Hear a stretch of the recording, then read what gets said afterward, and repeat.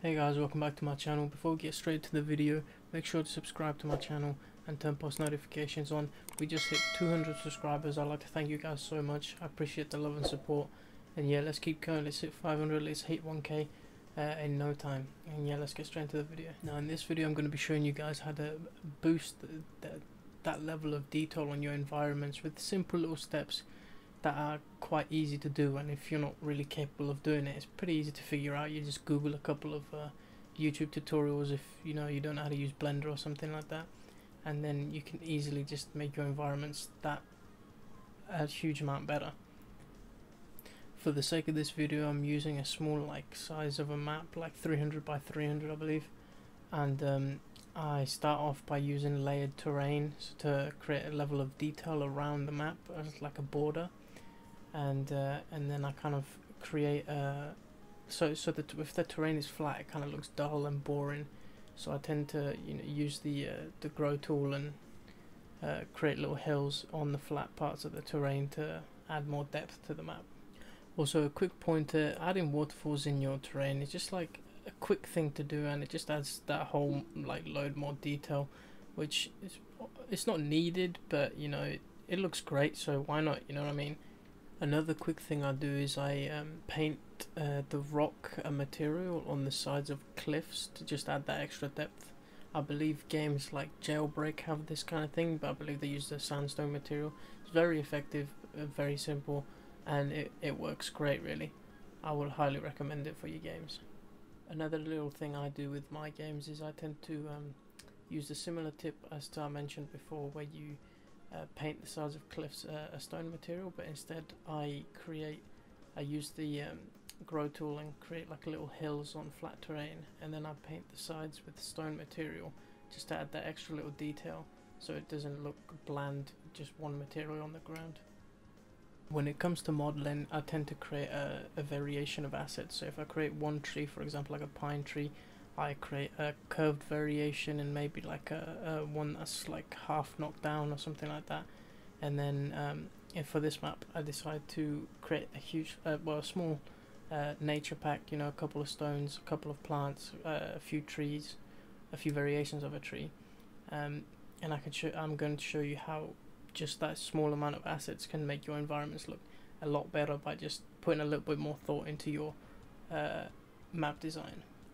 These assets took me roughly, I'd say, about 20 minutes, mainly because I added extra detail on stuff like the log and the curvature and all that kind of stuff with the trees, just because I'm going to reuse these assets when it comes to a commission that I'm working on currently. But since these are just for a tutorial and I'm going to just use them for that commission, I'm going to multi-purpose these assets, make my life easier.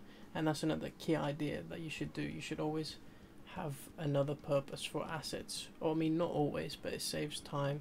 You could always reuse assets or just edit them slightly, stuff like that. You should never copy the same assets you've previously made and give them to another person and resell them, because I mean you can do that, but it's not a good thing to do. Your status might be ruined because of it or something like that. I wouldn't recommend that at all. However, if you can, edit them, make them look nicer or something like that for the next person, then that's cool. There's nothing wrong with that. But yeah. Now, once these assets are done, I head over to Studio and I'm gonna upload all the assets in. I'm gonna show you. I'm gonna be using all the tips that I've recommended in previous videos to make this plain-looking map into something more aesthetically pleasing, something more I can put into my game. And it's literally using roughly 5 assets.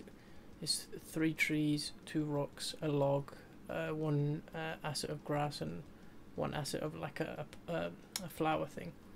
And I believe I used a free waterfall, which everyone uses. I would recommend using it. There's nothing wrong with using that. It works great and it looks great. So yeah, but other than that, this map took me roughly, I believe, 20 minutes to make. So in total, this whole map, including the assets model, took me roughly about 40 minutes, which isn't really that long. It's a 300 by 300 map, but the final look of the map looked really good in my opinion. I think it turned out great.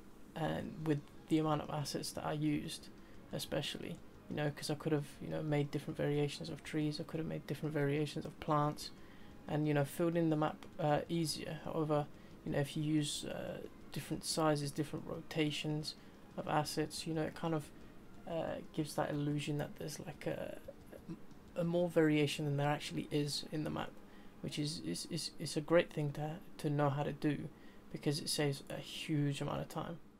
That's going to be about it from me for this video. I hope this helped out.